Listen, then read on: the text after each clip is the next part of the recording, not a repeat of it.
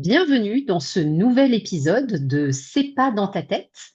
Nous allons aborder aujourd'hui un sujet qui est essentiel quand on veut cultiver un système nerveux bien régulé et travailler à guérir son anxiété. C'est le sujet du repos, un sujet souvent mal compris. On croit souvent que se reposer, c'est juste arrêter de bouger, s'allonger sur son canapé et ne rien faire. Mais est-ce suffisant pour bien récupérer?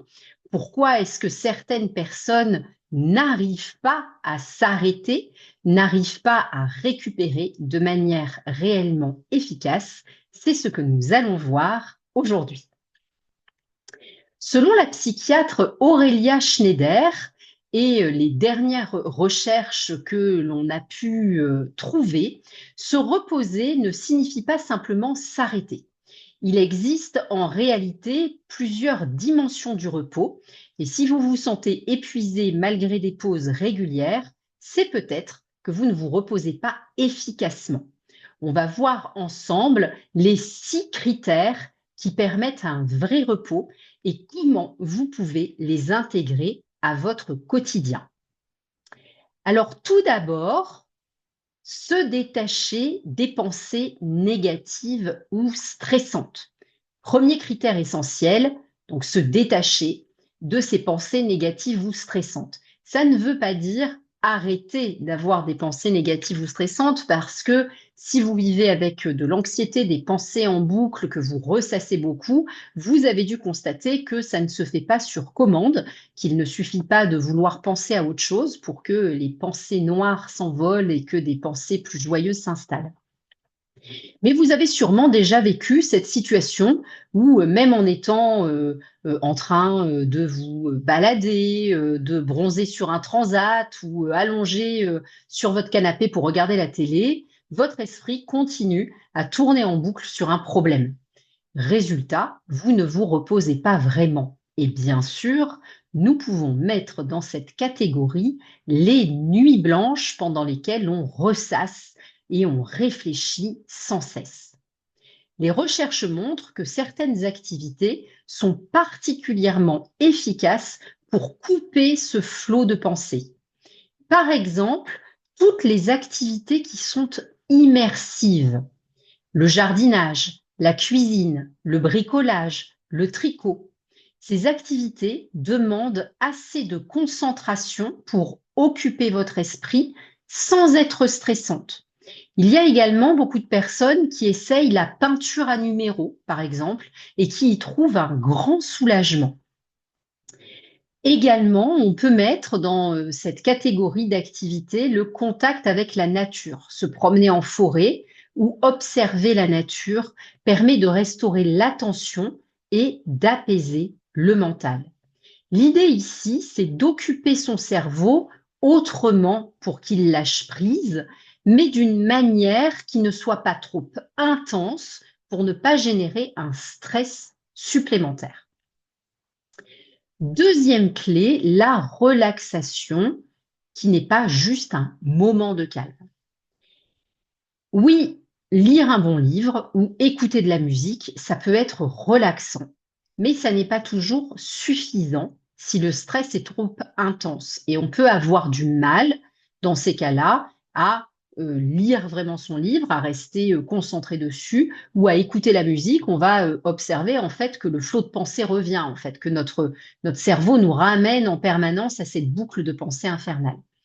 Il existe des techniques spécifiques qui vont permettre de revenir dans notre système parasympathique, c'est-à-dire d'utiliser notre frein vagal pour calmer le nerf vague, calmer le corps. On trouve là-dedans la cohérence cardiaque ou certains exercices de respiration comme la marche afghane qui obligent à se concentrer sur la tâche respiratoire en même temps que l'on va ressentir la modification dans le rythme de la respiration qui va amener cet effet d'apaisement. Si vous sentez que votre tête est en hyperactivité même au repos, essayez de vous accorder 5 minutes de ce type de respiration consciente avant de passer à une activité relaxante comme écouter de la musique ou lire un livre. En quelque sorte, l'idée là est de préparer votre système nerveux à l'activité calme que vous allez faire. Je commence par utiliser ma respiration pour apaiser mon nerf vague, puis je vais pouvoir prendre un bon livre qui m'intéresse et me plonger dans la lecture, par exemple. Troisième point, retrouver l'autonomie et la maîtrise. Notre troisième critère, c'est l'autonomie. Pour bien se reposer, il faut aussi retrouver un sentiment de contrôle sur ce que l'on fait. Si vos pauses sont dictées par des obligations, elles ne seront jamais vraiment reposantes. Par exemple, plutôt que de rester passif devant la télé, choisissez une activité que vous aimez et où vous êtes actif.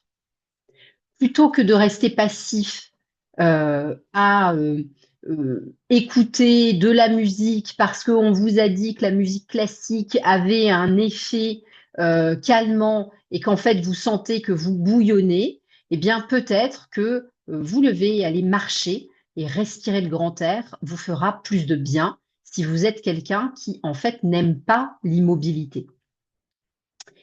Apprenez à dire non aux sollicitations qui ne vous conviennent pas. Dire non, c'est aussi préserver son énergie. Quand on dit oui à quelque chose qu'on n'a en fait pas envie de faire, on outrepasse nos limites. Ça demande un effort d'adaptation pour pouvoir supporter en quelque sorte, ce que l'on demande à notre système nerveux, et ça vient puiser dans nos réserves d'énergie. Se reposer, ça n'est pas forcément rester immobile, c'est parfois agir selon ses propres besoins. Quatrième point, le détachement et l'immersion dans le moment présent. S'immerger dans le moment présent, qu'est-ce que ça veut dire? Quand on est en pleine nature, au cinéma, en train de cuisiner ou de faire du sport, on oublie temporairement nos préoccupations parce que le système nerveux va faire l'expérience d'être ici et maintenant dans le contact avec tous nos sens dans ce que l'on est en train de faire. L'idée est donc de pratiquer des activités qui favorisent cet état de présence ici et maintenant. Un sport qui demande de la concentration, comme l'escalade ou la danse par exemple, une activité artistique ou artisanale que vous aimez et qui va vous permettre de vous concentrer sur le geste, la couleur, les bruits de ce que vous êtes en train de faire. C'est ce que certains appellent l'état de flow. C'est cet état dans lequel on est totalement immergé dans ce qu'on fait et qui est aussi une source puissante de bien-être. Cinquième point, le sens. Se reconnecter à quelque chose qui a du sens. Se reposer, c'est aussi se reconnecter à quelque chose qui est profond à l'intérieur de nous-mêmes. Les activités qui nous donnent du sens sont en général des activités qui sont très restauratrices, même si elles peuvent être intenses et dynamiques. Faire du bénévolat, chanter dans une chorale, participer à un projet collectif, ce sont des choses qui viennent donner du sens à notre quotidien et qui nous nourrissent profondément au niveau de notre état d'être, de notre sens du self, de qui on est vraiment. Ces activités nourrissent un besoin fondamental, celui de sentir qu'on fait partie de quelque chose de plus grand, et elles permettent une véritable recharge émotionnelle.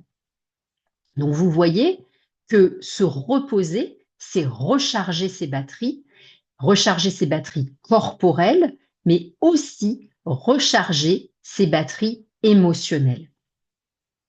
Sixième point, l'affiliation. Le repos passe aussi par les autres. Ce dernier critère, que l'on appelle la co-régulation dans le monde de la régulation du système nerveux, nous rappelle que nous sommes des êtres sociaux et notre bien-être passe par le lien avec les autres. Nous ne sommes pas faits pour vivre tout seul dans une grotte sans jamais voir personne. Se reposer ne signifie pas toujours être tout seul. Alors bien sûr que pour certaines personnes, notamment les personnes hypersensibles, le fait de se réserver des moments de solitude va permettre de recharger les batteries de manière intense. Néanmoins, se reposer ne signifie pas toujours être seul et parfois un simple moment entre amis, un dîner agréable, une activité en groupe nous recharge bien plus qu'un moment solitaire. Donc, si vous sentez quand vous êtes fatigué que l'isolement vous pèse, que cela vient générer une certaine forme de tristesse chez vous, c'est que vous avez absolument besoin de co-régulation, donc d'être en lien avec les autres. Prochaine fois que vous vous sentez fatigué, posez-vous cette question: est-ce que j'ai besoin de solitude ou est-ce que j'ai besoin de connexion? Et peut-être que la réponse va vous surprendre. Vous l'avez compris, le repos, ce n'est pas juste une question de pause. Il repose sur 6 critères essentiels. Se détacher des pensées stressantes, pratiquer une vraie relaxation, retrouver autonomie et maîtrise, s'immerger dans le moment présent, donner du sens à ses activités et nourrir ses liens sociaux, entretenir la co-régulation. Si vous vous sentez constamment fatigué, si vous souffrez de fatigue chronique, posez-vous cette question: est-ce que je me repose vraiment? Est-ce que le repos que je tente de pratiquer est efficace? Et surtout, quel type de repos me manque le plus? J'espère que cet épisode vous aura aidé à y voir plus clair. N'hésitez pas à partager vos expériences et vos questions en commentaire. Si votre épisode vous a plu, mettez 5 étoiles, c'est important pour faire connaître le podcast, diffusez-le autour de vous. Merci pour votre écoute et je vous dis à bientôt pour un prochain épisode de C'est pas dans ta tête.